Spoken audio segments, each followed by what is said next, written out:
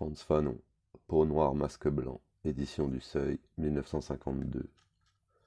Chapitre 2. La femme de couleur et le blanc. L'homme est mouvement vers le monde et vers son semblable. Mouvement d'agressivité qui engendre l'asservissement ou la conquête. Mouvement d'amour, don de soi, terme final de ce qu'il est convenu d'appeler l'orientation éthique. Toute conscience semble pouvoir manifester, simultanément ou alternativement, ces deux composantes. Énergétiquement, l'être aimé m'épaulera dans l'assomption de ma virilité, tandis que le souci de mériter l'admiration ou l'amour d'autrui tissera tout le long de ma vision du monde une superstructure valorisante. Dans la compréhension des phénomènes de cet ordre, le travail de l'analyste et du phénoménologue se révèle suffisamment ardu.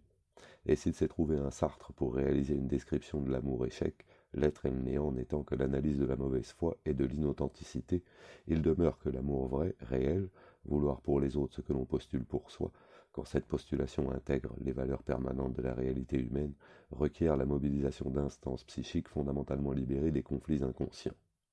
Loin, loin derrière, se sont évanouies les ultimes séquelles d'une lutte gigantesque menée contre l'autre. Aujourd'hui, nous croyons en la possibilité de l'amour. C'est pourquoi nous nous efforçons d'en détecter les imperfections, les perversions. Il s'agit pour nous, dans ce chapitre consacré au rapport de la femme de couleur et de l'Européen, de déterminer dans quelle mesure l'amour authentique demeurera impossible tant que ne seront pas expulsés ce sentiment d'infériorité ou cette exaltation adlérienne, cette surcompensation qui semble être l'indicatif de la Weltanschauung noire. Parce qu'enfin, quand nous lisons dans « Je suis martiniquaise », j'aurais voulu me marier mais avec un blanc. Seulement une femme de couleur n'est jamais tout à fait respectable aux yeux d'un blanc, même s'il l'aime, je le savais. Nous sommes en droit d'être inquiets. Ce passage, qui sert en un sens de conclusion à une énorme mystification, nous incite à réfléchir. Un jour, une femme du nom de Mayotte Capétia, obéissant à un motif dont nous apercevons mal l'étonnant, a écrit 200 pages, sa vie, où se multipliaient à loisir les propositions les plus absurdes. L'accueil enthousiaste qui a été réservé à cet ouvrage dans certains milieux nous fait un devoir de l'analyser. Pour nous, aucune équivoque n'est possible. Je suis martiniquaise est un ouvrage au rabais, prônant un comportement malsain. Mayotte aime un blanc dont elle accepte tout. C'est le Seigneur. Elle ne réclame rien, n'exige rien, sinon un peu de blancheur dans sa vie. Et quand, se posant la question de savoir s'il est beau ou laid, l'amoureuse dira « Tout ce que je sais, c'est qu'il avait les yeux bleus, les cheveux blonds, le teint pâle et que je l'aimais », il est facile de voir en remettant les termes à leur place qu'on obtient à peu près ceci « Je l'aimais parce qu'il avait les yeux bleus, les cheveux blonds et le teint pâle ». Et nous qui sommes antillais, nous ne le savons que trop, le nègre craint les yeux bleus, répète-t-on là-bas. Quand nous disions dans notre introduction que l'infériorité avait été historiquement ressentie comme économique, nous ne nous trompions guère. Certains soirs, hélas, il devait me quitter pour remplir ses obligations mondaines. Il allait à Didier, le quartier chic de Fort-de-France, où vivent les béquets martiniques, qui ne sont peut-être pas de race très pure, mais sont souvent très riches. Il est admis qu'on est blanc à partir d'un certain nombre de millions, et les béquets France, pour la plupart, fonctionnaires ou officiers. Parmi les camarades d'André, qui, comme lui, se trouvaient bloqués par la guerre aux Antilles, certains avaient réussi à faire venir leurs femmes. Je comprenais qu'André ne pouvait rester toujours à l'écart. J'acceptais aussi de ne pas être admise dans ce cercle, puisque j'étais une femme de couleur. Mais je ne pouvais m'empêcher d'être jalouse. Il avait beau m'expliquer que sa vie intime était une chose qui lui appartenait en propre, et sa vie sociale et militaire une autre dont il n'était pas le maître, j'insistais tant qu'un jour il m'emmena à Didier. Nous passâmes la soirée dans une de ces petites villas que j'admirais depuis mon enfance, avec 2 officiers et leurs femmes. Celle-ci me regardait avec une indulgence qui me fut insupportable. Je sentais que je m'étais trop fardé, que je n'étais pas habillé comme il fallait, que je ne faisais pas honneur à André, peut-être simplement à cause de la couleur de ma peau. Enfin, je passais une soirée si désagréable que je décidai de ne plus jamais demander à André de l'accompagner. C'est à Didier, boulevard des richissimes Martiniquais, que vont les désirs de la belle. Et c'est elle qui le dit. On est blanc à partir d'un certain nombre de millions. Les villas du quartier ont depuis longtemps fasciné les yeux de l'auteur. D'ailleurs, nous avons l'impression que Mayotte Capétia nous en fait à croire. Elle nous dit avoir connu Fort-de-France très tard, vers 18 ans. Pourtant, les villas Didier avaient charmé son enfance. Il y a dans ce fait une inconséquence que l'on comprend si l'on situe l'action. Il est habituel, en effet, en Martinique, de rêver à une forme de salut qui consiste à se blanchir magiquement. Une villa à Didier, son insertion dans la société de là-haut, la colline de Didier domine la ville, et voici réaliser la certitude subjective de Hegel. Et l'on voit assez bien par ailleurs la place qu'occuperait dans la description de ce comportement la dialectique de l'être et de l'avoir. Tel n'est cependant pas encore le cas de Mayotte. On lui fait la tête. Les choses commencent leur ronde. C'est parce qu'elle est une femme de couleur qu'on ne la tolère pas dans ces cercles. C'est à partir de sa facticité que s'élaborera le ressentiment. Nous verrons pourquoi l'amour est interdit aux Mayotte Capétia de tous les pays, car l'autre ne doit pas me permettre de réaliser des fantasmes infantiles, il doit au contraire m'aider à les dépasser.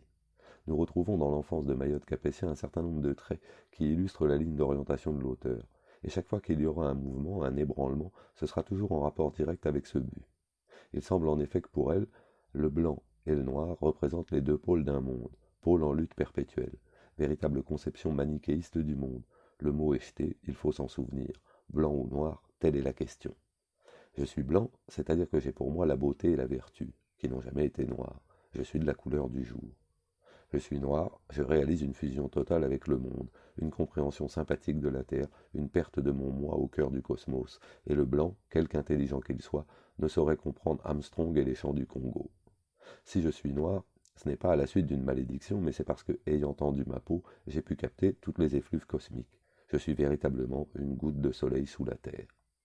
Et l'on va dans un corps avec sa noirceur ou avec sa blancheur, en plein drame narcissiste, enfermés chacun dans sa particularité, avec de temps à autre, il est vrai, quelques lueurs menacées toutefois à leur source.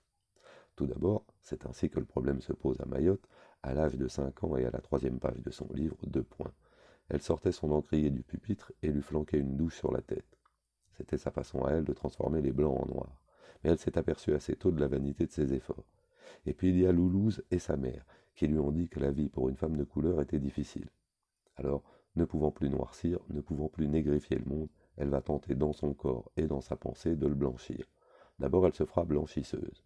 Je me faisais payer cher, plus cher qu'ailleurs, mais je travaillais mieux, et comme les gens de Fort-de-France aiment le linge propre, ils venaient chez moi. Finalement, ils étaient fiers de se faire blanchir chez Mayotte. Nous regrettons que Mayotte Capétia ne nous ait point fait part de ses rêves. Le contact avec son inconscient en eût été facilité. Au lieu de se découvrir noire absolument, elle va accidentaliser ce fait. Elle apprend que sa grand-mère est blanche. Je m'en trouvais fier. Certes, je n'étais pas la seule à avoir du sang blanc, mais une grand-mère blanche, c'était moins banal qu'un grand-père blanc. Et ma mère était donc une métisse. J'aurais dû m'en douter en voyant son teint pâle.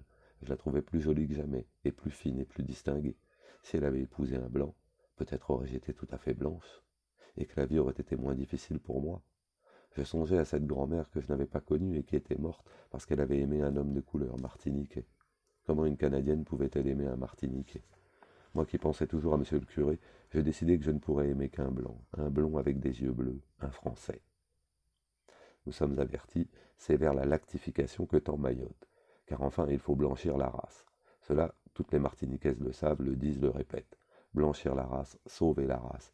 Mais non dans le sens qu'on pourrait supposer, non pas préserver l'originalité de la portion du monde au sein duquel elles ont grandi, mais assurer sa blancheur. Chaque fois que nous avons voulu analyser certains comportements, nous n'avons pu éviter l'apparition de phénomènes nauséeux. Le nombre de phrases, de proverbes, de petites lignes de conduite qui régissent le choix d'un amoureux est extraordinaire aux Antilles. Il s'agit de ne pas sombrer de nouveau dans la négraille, et toute Antillaise s'efforcera dans ses flirts ou dans ses liaisons de choisir le moins noir. Quelquefois elle est obligée, pour excuser un mauvais investissement, de faire appel à des arguments comme le suivant. X est noir, mais la misère est beaucoup plus noire que lui. Nous connaissons beaucoup de compatriotes, étudiantes en France, qui nous avouent avec candeur, une candeur toute blanche, qu'elles ne sauraient épouser un noir. S'être échappée et y revenir volontairement? Ah non, merci. D'ailleurs, ajoute-t-elle, ce n'est pas que nous contestions au noir toute valeur, mais vous savez, il vaut mieux être blanc. Dernièrement, nous nous entretenions avec l'une d'entre elles. À bout de souffle, elle nous jeta à la face. D'ailleurs, si Césaire revendique tant sa couleur noire, c'est parce qu'il ressent bien une malédiction. Est-ce que les blancs revendiquent la leur? En chacun de nous, il y a une potentialité blanche. Certains veulent l'ignorer ou plus simplement l'inverser. Pour ma part, pour rien au monde, je n'accepterais d'épouser un nègre. De telles attitudes ne sont pas rares, et nous avouons notre inquiétude car cette jeune Martiniquaise, dans peu d'années, sera licenciée et ira enseigner dans quelque établissement aux Antilles. On devine aisément ce qu'il en adviendra. Un travail colossal attend l'Antillais, qui préalablement aura passé au crible de l'objectivité les préjugés en cours chez lui. Quand nous avons commencé cet ouvrage, parvenu au terme de nos études médicales, nous nous proposions de le soutenir en tant que tel. Et puis la dialectique exigea de nous des prises de position redoublées. Bien qu'en quelque sorte nous nous fussions attaqués à l'aliénation psychique du noir, nous ne pouvions passer sous silence certains éléments qui, pour psychologiques qu'ils aient pu être, engendraient des effets ressortissant à d'autres sciences. Toute expérience, surtout si elle se révèle inféconde, doit entrer dans la composition du réel, et, par-delà, occuper une place dans la restructuration de ce réel. C'est-à-dire qu'avec ses tares, avec ses ratés, avec ses vices, la famille européenne patriarcale, en rapport étroit avec la société que l'on sait, produit environ 3/10 de névrosés. Il s'agit, en s'appuyant sur les données psychanalytiques, sociologiques, politiques, d'édifier un nouveau milieu parental susceptible de diminuer, sinon d'annuler la part de déchets, au sens asocial du terme. Autrement dit, il s'agit de savoir si la basic personality est une donnée ou une variable. Toutes ces femmes de couleur échevelées, en quête du blanc, attendent.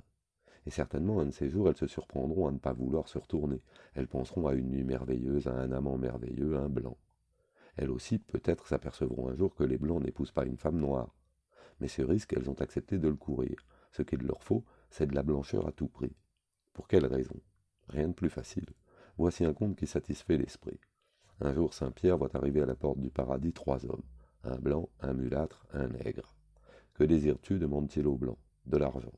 Et toi, dit-il au mulâtre, la gloire. Et, comme il se tourne vers le noir, celui-ci lui déclare avec un large sourire, je suis venu porter la malle de ces messieurs. Tout récemment, Étiamble, parlant d'une de ces déconvenues. Ma stupeur adolescent quand une amie, et qui me connaissait, se leva outragée de m'entendre lui dire en une circonstance où c'était le mot propre et le seul qui convint, toi qui es une négresse. Moi, une négresse? Ne vois-tu pas que je suis presque blanche? Je déteste les nègres, ils puent les nègres, ils sont sales, paresseux, ne me parle jamais de nègres. Nous en connaissions une autre qui avait une liste des dancing parisiens où l'on ne risque pas de rencontrer des nègres. Il s'agit de savoir s'il est possible au noir de dépasser son sentiment de diminution, d'expulser de sa vie le caractère compulsionnel qu'il apparente tant au comportement du phobique. Chez le nègre, il y a une exacerbation affective, une rage de se sentir petit, une incapacité à toute communion humaine qu'il confine dans une insularité intolérable.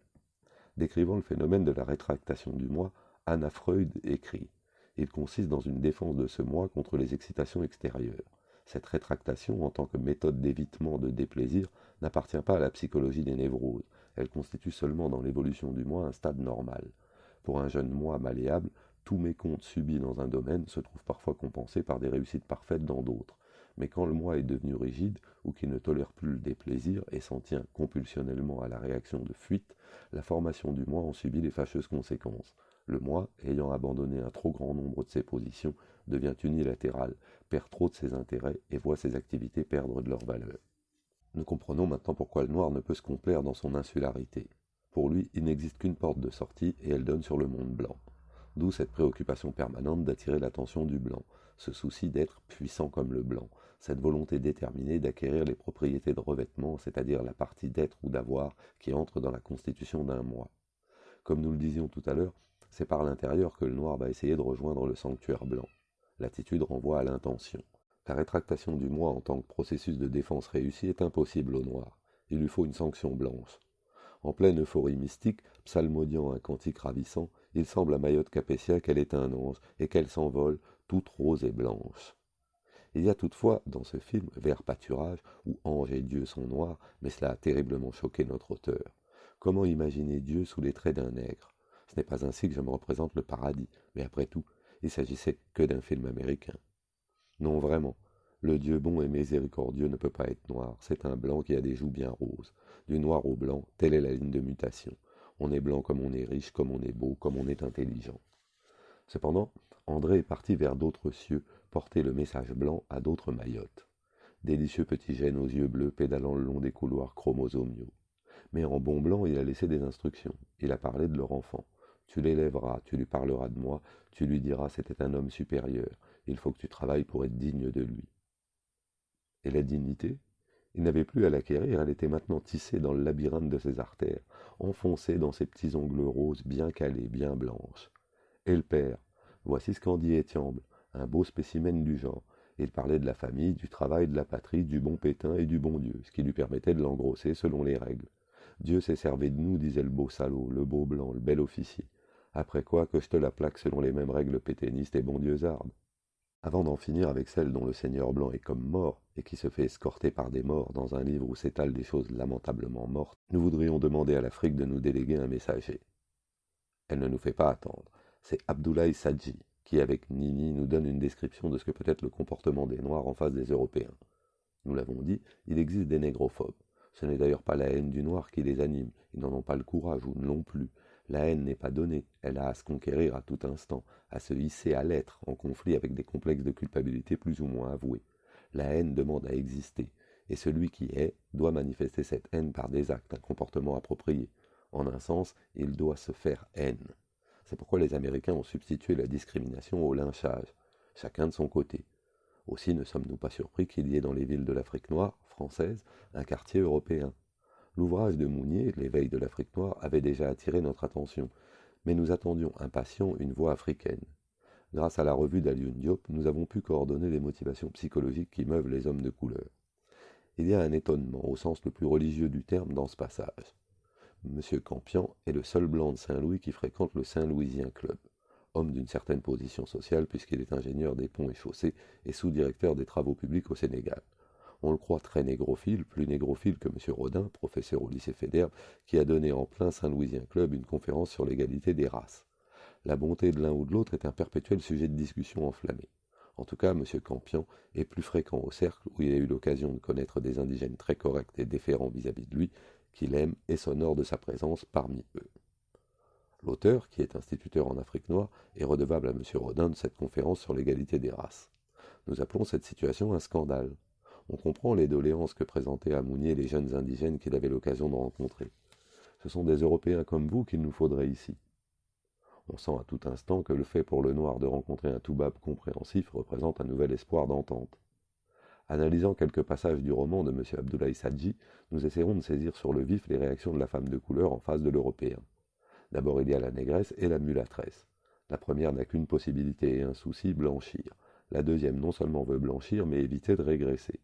Qu'y a-t-il de plus illogique en effet qu'une mulâtresse qui épouse un noir? Car, il faut le comprendre une fois pour toutes, il s'agit de sauver la race. De là le trouble extrême de Nini. Un nègre ne s'est-il pas enhardi jusqu'à la demander en mariage? Un nègre n'est-il pas allé jusqu'à lui écrire « L'amour que je vous offre est pur et robuste, il n'a point le caractère d'une tendresse intempestive, faite pour vous bercer de mensonges et d'illusions. Je voudrais vous voir heureuse, tout à fait heureuse, dans un milieu qui cadre bien avec vos charmes, que je crois savoir apprécier. Je considère comme un honneur insigne, et comme le bonheur le plus vaste, de vous avoir dans ma maison et de me dévouer à vous corps et âme. Vos grâces rayonneraient dans mon foyer et mettraient de la lumière dans les coins d'ombre. Par ailleurs, je vous crois trop évoluée et suffisamment délicate pour décliner avec brutalité les offres d'un amour loyal, uniquement préoccupé de faire votre bonheur. » Cette dernière phrase ne doit pas nous étonner. Normalement, la mulâtresse doit rejeter impitoyablement le nègre prétentieux. Mais comme elle est évoluée, elle évitera de voir la couleur de l'amant pour n'attacher d'importance qu'à sa loyauté. Décrivant Mactar, Abdoulaye Sadji écrit « Idéaliste et partisan convaincu d'une évolution à outrance, il croit encore en la sincérité des hommes, en leur loyauté, et il suppose volontiers qu'en tout, le mérite seul doit triompher. » Qui est Mactar? C'est un bachelier, comptable, aux entreprises fluviales, et il s'adresse à une petite dactylographe toute bête, mais qui possède la valeur la moins discutée, elle est presque blanche. Alors on s'excusera de la liberté que l'on prend d'écrire une lettre, la grande audace, la première peut-être qu'un nègre ait osé commettre. On s'excusera d'oser proposer un amour noir à une âme blanche. Cela, nous le retrouverons chez René Maran. Cette crainte, cette timidité, cette humilité du noir dans ses rapports avec la blanche, ou en tout cas avec une plus blanche que lui. De même que Mayotte Capétia accepte tout du seigneur André, Mactar se fait esclave de Nini la mulâtresse, prête à vendre son âme. Mais c'est une fin de non-recevoir qui attend cet impudent. La mulâtresse trouve que cette lettre est une insulte, un outrage fait à son honneur de fille blanche. Ce nègre est un imbécile, un bandit, un malappris qui a besoin d'une leçon. Elle la lui donnera, cette leçon. Elle lui apprendra à être plus décent et moins hardi. Elle lui fera comprendre que les peaux blanches ne sont pas pour bougnoul. En l'occurrence, la mulâtraille fera chorus à son indignation. On parle d'envoyer l'affaire en justice, de faire comparaître le noir en cour d'assises. On va écrire au chef du service des travaux publics, au gouverneur de la colonie pour leur signaler la conduite du noir et obtenir son licenciement comme réparation du dégât moral qu'il a commis. Un pareil manquement au principe devrait être puni de castration. Et c'est à la police qu'en définitive on demandera d'admonester Mactar, car s'il recommence ses insanités morbides, on le fera dresser par M. Dru, inspecteur de police que ses pareils ont surnommé le blanc très méchant. Nous venons de voir comment réagit une fille de couleur à une déclaration d'amour venant d'un de ses congénères. Demandons-nous maintenant ce qui se produit avec le blanc. C'est encore à Sadji que nous faisons appel. L'étude fort longue qu'il consacre aux réactions que provoque le mariage d'un blanc et d'une mulâtresse nous servira d'excipient. Depuis quelque temps, un bruit court par toute la ville de Saint-Louis. C'est d'abord un petit chuchotement qui va d'oreille en oreille, fait dilater les figures ridées des vieilles. Signara, raniment leur regard éteint, puis les jeunes, ouvrant de grands yeux blancs et arrondissant une bouche épaisse, se transmettent bruyamment la nouvelle qui ébranle des «Oh, pas possible! Comment le sais-tu? Est-ce possible?» C'est charmant, ce que c'est tordant. La nouvelle qui court depuis un mois dans Toussaint-Louis est agréable, plus agréable que toutes les promesses du monde. Elle couronne un certain rêve de grandeur, de distinction, qui fait que toutes les mulâtresses, les ninis, les nanas et les nénettes vivent hors des conditions naturelles de leur pays. Le grand rêve qui les hante est celui d'être épousés par un blanc d'Europe. On pourrait dire que tous leurs efforts tendent vers ce but, qui n'est presque jamais atteint. Leurs besoins de gesticulation, leur amour de la parade ridicule, leurs attitudes calculées, théâtrales, écœurantes, sont autant d'effets d'une même manie des grandeurs. Il leur faut un homme blanc, tout blanc, et rien que cela. Presque tout attendent leur vie durant cette bonne fortune, qui n'est rien moins que probable. Et c'est dans cette attente que la vieillesse les surprend, et les accule au fond des sombres retraites, où le rêve finalement se change en hautaine résignation. Une nouvelle très agréable. Monsieur Darivet, Européen tout blanc et adjoint des services civils, demande la main de Dédé, mulâtresse de demi-teinte. Pas possible. Le jour où le blanc a dit son amour à la mulâtresse, quelque chose d'extraordinaire a dû se passer. Il y eut reconnaissance, intégration dans une collectivité qui semblait hermétique. La moins-value psychologique, ce sentiment de diminution et son corollaire, l'impossibilité d'accéder à la limpidité, disparaissent totalement. Du jour au lendemain, la mulâtresse passait du rang des esclaves à celui des maîtres. Elle était reconnue dans son comportement surcompensateur. Elle n'était plus celle qui avait voulu être blanche, elle était blanche. Elle entrait dans le monde blanc. Dans Magie Noire, Paul Morand nous décrivait pareil phénomène, mais nous avons appris par la suite à nous méfier de Paul Morand. Du point de vue psychologique, il peut être intéressant de poser le problème suivant. La mulâtresse instruite, l'étudiante en particulier, a un comportement doublement équivoque. Elle dit «je n'aime pas le nègre parce qu'il est sauvage», pas sauvage au sens cannibale, mais parce qu'il manque de finesse. Point de vue abstrait, et quand on lui objecte que des noirs peuvent lui être supérieurs sur ce plan, elle allègue leur laideur. Point de vue de la facticité. Devant l'épreuve d'une réelle esthétique noire, elle dit ne pas la comprendre. On essaie alors de lui en révéler le canon, battement des ailes du nez, un arrêt en apnée de la respiration, elle est libre de choisir son mari. Appel en dernier ressort à la subjectivité. Si, comme le dit Anna Freud, on accule le moi en l'amputant de tout processus de défense, si on en rend consciente des activités inconscientes, on révèle et par-delà, on rend inopérant ces processus de défense, l'affaiblissant davantage et favorisant le processus morbide. Mais ici, le moi n'a pas à se défendre puisque ses revendications sont homologuées. Dédé épouse un blanc. Toutefois, chaque médaille a son revers. Des familles entières ont été bafouées. À 3 ou 4 mulâtresses, on a adjoint des cavaliers mulâtres. Or, toutes leurs camarades avaient des blancs. Cela fut regardé spécialement comme une offense faite à leur famille entière, offense qui exigeait d'ailleurs une réparation. Car ces familles étaient humiliées dans leurs aspirations les plus légitimes. La mutilation qu'elles subissaient portait sur le mouvement même de leur vie, sur la tension de leur existence. Elles voulaient, en référence à un profond désir, se changer, évoluer. On leur déniait ce droit. En tout cas, on le leur disputait. Que dire au terme de ces descriptions? Qu'il se soit agi de Mayotte capétia la martiniquaise ou de Nini la Saint-Louisienne, le même processus s'est retrouvé. Processus bilatéral, tentative de recouvrement par intériorisation de valeurs originellement interdites. C'est parce que la négresse se sent inférieure qu'elle aspire à se faire admettre dans le monde blanc. Elle cédera dans cette tentative d'un phénomène que nous appellerons hérétisme affectif. Ce travail vient clore 7 ans d'expérience et d'observation. Quel que soit le domaine par nous considéré, une chose nous a frappé. Le nègre esclave de son infériorité, le blanc esclave de sa supériorité, se comportent tous deux selon une ligne d'orientation névrotique. Aussi avons-nous été amenés à envisager leur aliénation en référence aux descriptions psychanalytiques. Le nègre, dans son comportement, s'apparente à un type névrotique obsessionnel ou, si l'on préfère, il se place en pleine névrose situationnelle. Il y a chez l'homme de couleur tentative de fuir son individualité, de néantiser son être là.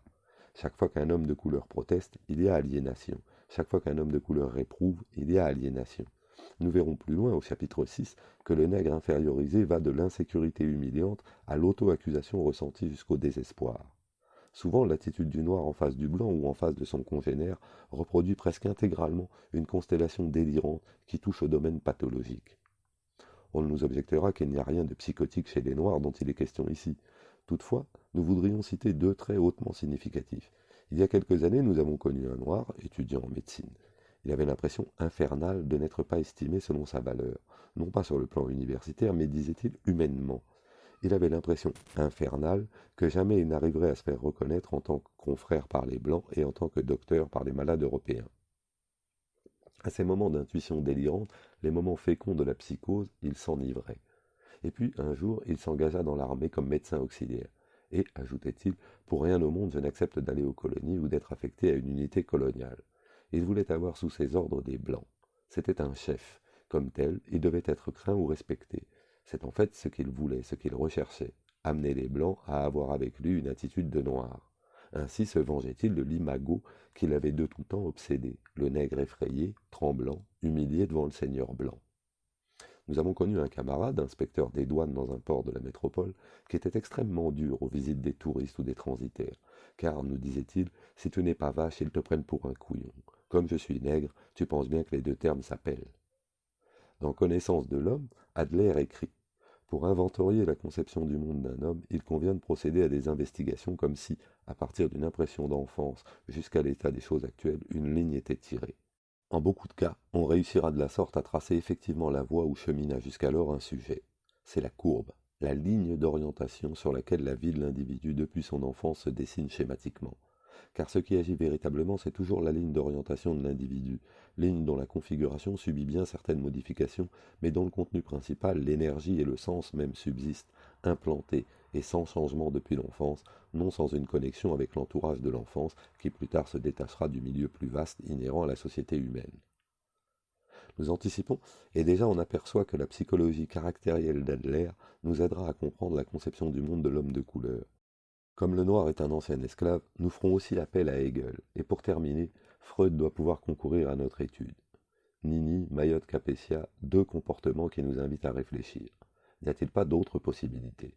Mais ce sont là des pseudo-questions que nous n'envisagerons pas. Nous dirons d'ailleurs que toute critique de l'existant implique une solution, si tant est qu'on puisse proposer une solution à son semblable, c'est-à-dire à une liberté. Ce que nous affirmons, c'est que la tare doit être expulsée une fois pour toutes.